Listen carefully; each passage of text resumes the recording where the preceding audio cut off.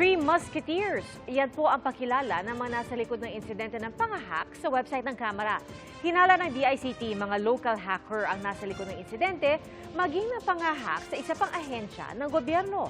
Saksi, sina June Veneracion at Sandra Aguinaldo.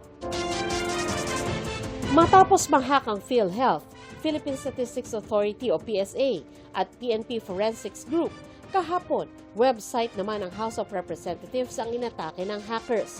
Kalakip na nakatawang mukha ang nakasulat na "You've been hacked" at "Have a nice day". May mensahe ring Happy April Fools kahit October pa lang. Ang hacker nagpakilalang Three Musketeers.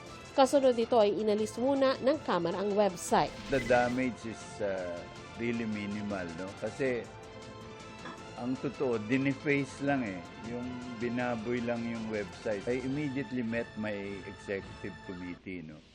And the recommendation was, of course, strengthen our capability, cybersecurity.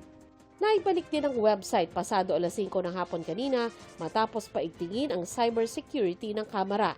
Ayon sa House Secretary General, nakitaan ito ng kahinaan ng Department of Information and Communications Technology o DICT. Nakipag-ugnayan din ang Kamara sa National Bureau of Investigation para matunton ang nasa likod nito. Bagamat iniimbestigahan pa ng DICT kung may nanakaw na data sa panghahack sa website ng Kamara, may pinagsususpetsahan na silang hacker. Just from the wordings alone, Tagalog, so we highly suspect that these are local threat actors. Mga local hacker din ang pinaghihinalaang nasa likod ng pag-atake sa PSA. Tanging mga nag-hack sa PhilHealth gamit ang Medusa ransomware ang pinaniniwalaang dayuhan. Pero wala pang ideya ang DICT sa grupong nang hack sa website ng PNP Forensic Group dahil hindi raw nagbibigay ng access log ng PNP. Meron daw mga nakompromisong data roon gaya ng laboratory results ayon sa DICT. Sa pagkakaalam lang namin doon sa nakita naming data is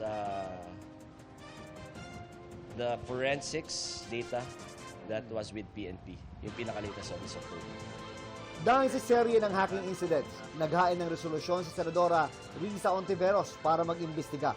Sabi naman ni Senadora Grace Poe, dapat mag-invest ang gobyerno sa malakas na cybersecurity infrastructures para mapangalagaan ng public records. Ang Kamara, makikipagtulungan daw sa Senado para maghanap ng pondo kontra cybercrime at ransomware attacks. Sa mga insidente ng hacking sa mga ahensya ng pamahalaan, mahalaga ang papel ng mga cybersecurity expert.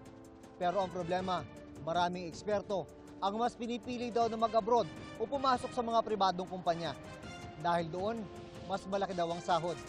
Meron tayong flight ng mga talents, especially to Singapore. Hirap din daw ang gobyerno na tapatan ang kita ng private cybersecurity experts sa bansa. Hindi naman din pangit ang pasweldo ng gobyerno. Yun nga lang, karamihan sa kabataan kasi, ang kinakount nila yung take-home money. Hindi yung, yung retirement benefits. Pero meron pa rin tulad ng kambal na sina Carl Jan at Carl Kevin, mga ComSci student na lumahok sa Hack for Golf na layong hasain ng mga estudyante sa cybersecurity. Gusto nilang maging white hackers o ethical hacker para labanan ng mga hacker na masama ang intensyon. Lalo't sa buong bansa, nasa 3,000 ang hacking incident ngayong taon. We want to make big contributions here in the Philippines. Para sa GMA Integrated News, ako si June Veneracion. Ako si Sandra Aguinaldo, kami ang inyong saksi. Mga kapuso, sama-sama tayong maging saksi. Mag-subscribe sa GMA Integrated News sa YouTube. Para sa mga kapuso abroad, samahan niyo kami sa GMA Pinoy TV at sa www.gmanews.tv.